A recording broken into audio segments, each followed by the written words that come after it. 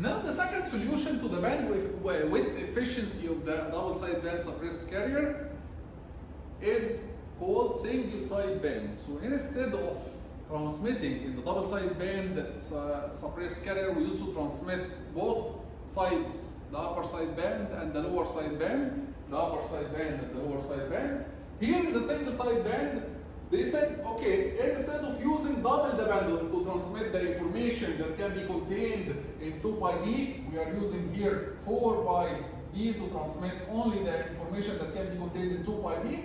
They said, okay, why don't we transmit only one of them, or either the upper sideband or the lower sideband, especially that they are symmetric for real signals, and practical signals, they are real signals, right?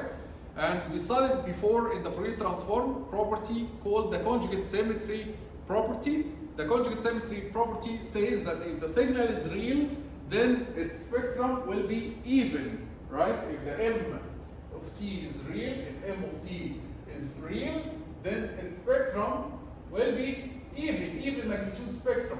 So the spectrum, the magnitude spectrum is going to be even, which means that the upper sideband and the lower sideband, they are symmetric, they contain exactly the same information. Why do we have to send both of them? If both of them, they contain the same information, it's enough to transmit only one of them. So this is the idea of the single sideband. So they said we can transmit only one of them. For example, we can transmit only the upper sideband from the positive side and from the negative side. So this is called upper sideband of omega, and that's enough. And like this, we are using now only 2 pi b to transmit the information that should be contained in 2 pi b.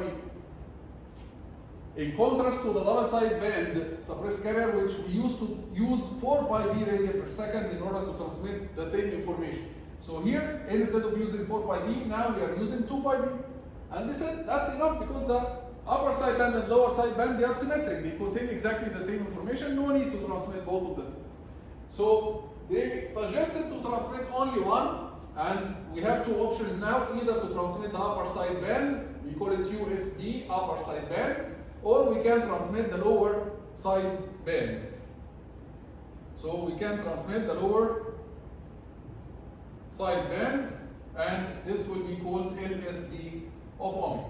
So in the single sideband, we transmit only one side, either the upper side or the lower side, and this will solve the bandwidth efficiency problem of the double sideband suppressed carrier. Okay?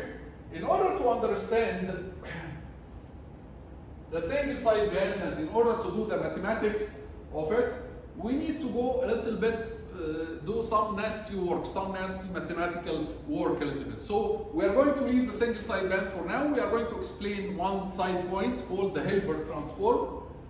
We are going to discuss something called Hilbert transform. And then after we finish Hilbert transform, we are going to go back to the single sideband, because we are going to use Hilbert transform in order to write the mathematical equations of the single sideband. So now let's focus on the Hilbert transform. Hilbert transform basically of any signal is the convolution between this signal in the time domain and 1 over pi t. So we say that for a signal g of t, the Hilbert transform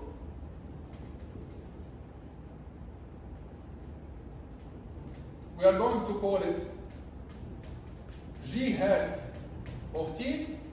G hat of t is basically the convolution between g of t and 1 over pi t, which we can write as integration. The convolution can be written as an integration from minus infinity to infinity g of tau over pi t minus tau d tau. So this is how we can write the Hilbert transform in the time domain. I know it's confusing, it has no meaning maybe in the time domain, but if we go to the frequency domain, there will be some meaning for it. So let's go to the frequency domain. We know that convolution here in the time domain, it transforms to multiplication in the frequency domain, right? So let's go to the frequency domain. The Hilbert transform in the frequency domain, the Hilbert transform in the frequency domain, G hat of omega, it will be the multiplication between G of omega and the Fourier transform of this, and the Fourier transform of 1 over pi t. But what is the Fourier transform of 1 over pi t? If you go look at the tables, the Fourier transform tables, you will not find, probably you will not find this transform, 1 over pi t. So we'll have to use our skills here in order to find the Fourier transform of 1 over pi t. So let's remember something. If you look at the tables, you will find that we have something similar, but not t, it's omega, right? In the frequency domain, the Fourier transform of the signum function of t, what was the Fourier transform of the signum function? It was 2 over j omega. So it's eventually constant over the variable. Here we have also constant over the variable. But this is in the frequency domain, right? So we need to use the duality in order to get constant over the variable in the time domain, right? So what we'll do is we'll use the duality in order to get this function to the time domain. So 2 over jt, duality says that if you bring this function to the time domain, then this function will go to the frequency domain, but you have to multiply by 2 pi, and you replace t with minus omega, right? And then, still, we need to reach 1 over pi t, 1 over pi t. So, we can cancel 2 with the 2. So 2 can be cancelled with the 2 here. We can multiply by j and divide over pi. So 1 over pi t, we will divide over pi and multiply by j at the other side. So now we have 1 over pi t, its Fourier transform is j signum minus omega. And we know that the signum function, it's an odd function. The signum function, if you remember, signum function of omega, it looks like this. It's an odd function. This is signum of omega. So signum of minus omega equals minus signum of omega. So this will be 1 over pi t. It will have a Fourier transform of minus j signum of omega. Minus j signum of omega means that it's a function for the positive side, you multiply by negative j, or it has a value of negative j, and for the negative omega, it will be j. So this is how it looks like, minus j signum of omega. So here, the Hilbert transform of our function equals our function multiplied by negative j signum of omega, which again looks like this. Minus j here, j here. If you are a good student, you would say, okay, we can plot this using magnitude and phase because we have j here. J is a phase, right? So basically the magnitude of this part, is always 1. And the phase here, so we can plot this part as magnitude and phase. The magnitude is always 1, right? The magnitude is always 1. The magnitude of this part is always 1. And the phase is, for the positive omega, the phase will be minus j, minus pi over 2. And for the negative omega, the phase will be pi over 2. So this is basically how you sketch the magnitude and phase of this part. Okay, I promised that in the frequency domain, the Hilbert transform will have a meaning. So what is the meaning here? The meaning here basically is that when you do a Hilbert transform of any function, As the magnitude, you multiply the function by 1. The magnitude spectrum will not change.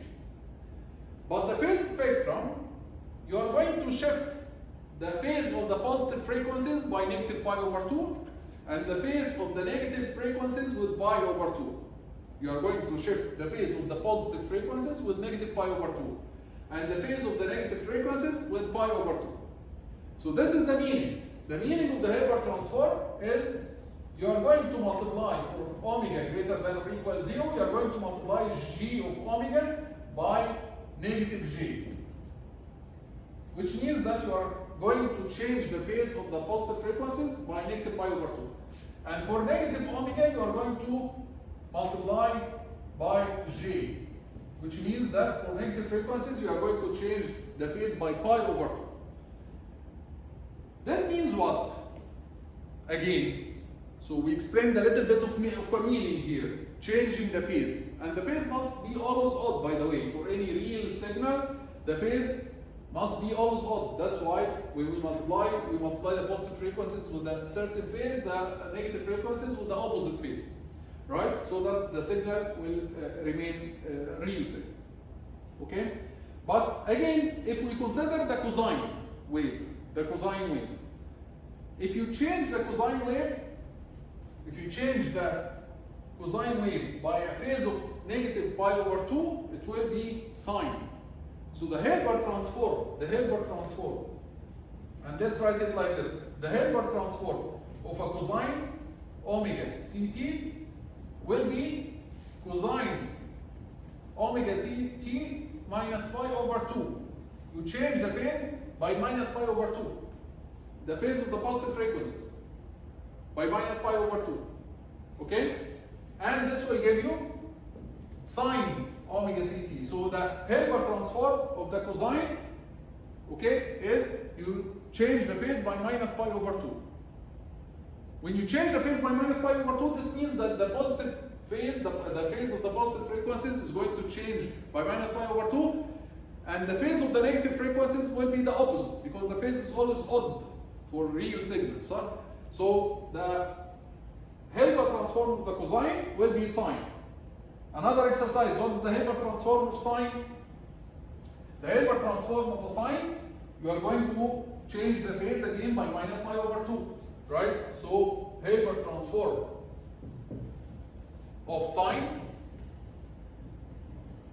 is sine omega ct minus pi over 2. So it will be what? Negative cosine.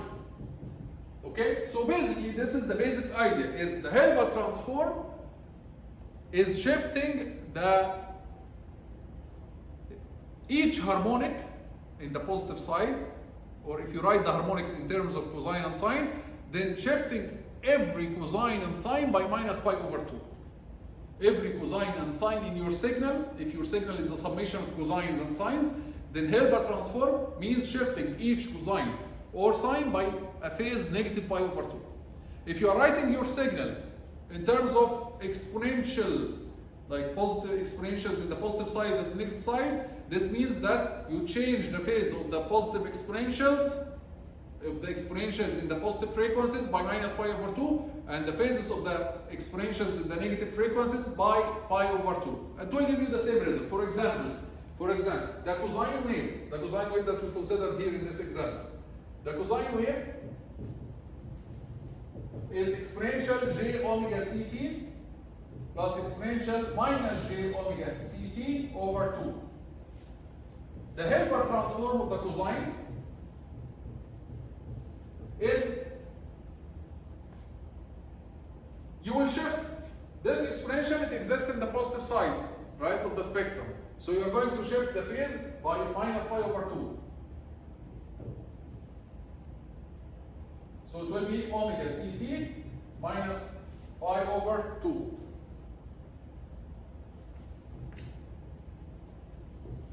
And this exponential, it exists in the negative frequencies, right? So you are going to shift the phase by pi over 2. So it's going to be minus j omega ct plus pi over 2. j pi over 2.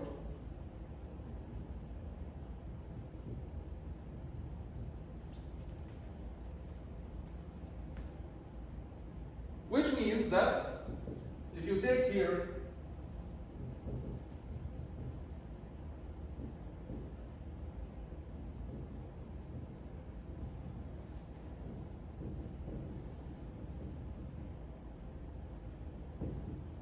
j pi over 2, what's this? Exponential minus j pi over 2 is minus j, right? Exponential minus j pi over 2, it's minus j. And exponential j pi over 2, it's j. So you can remove exponential j pi over 2 and you replace it with j. And then you can take j as a common factor and transform it down. So you can write this as exponential j omega c t. Take minus j as a common factor, so you will get minus exponential minus j omega ct. And you took minus j as a common factor, you put it down as positive j, and you have 2 here. This is what? This is exactly the sign omega ct. So again, what we did, we shifted the positive frequency by a phase negative pi over 2, exponential j negative pi over 2. We shifted the negative frequency with the phase j pi over 2. Okay, with the phase pi over 2. So we multiply by exponential j pi over 2. And then we wrote exponential minus j pi over 2 as minus j. We wrote exponential j pi over 2 as j. We took minus j as a common factor, so we get the minus here. And minus j as a common factor, we took it to the denominator as j. This will give us a sine wave. So basically, this is the meaning of Hilbert transform. The meaning of Hilbert transform is if you deal with positive and negative harmonics, like exponentials, positive and negative exponentials, then the exponentials at the positive frequencies, you shifted by negative pi over 2, and the frequencies or the exponentials at the negative frequencies, you shifted by pi over 2. And then you process the mathematics. If you talk about sines and cosines, then you shift each cosine and each sine by negative pi over 2, and this is the meaning of Hilbert transform. We are going to use this in order to mathematically analyze the single side band in the next video. See you in the next video.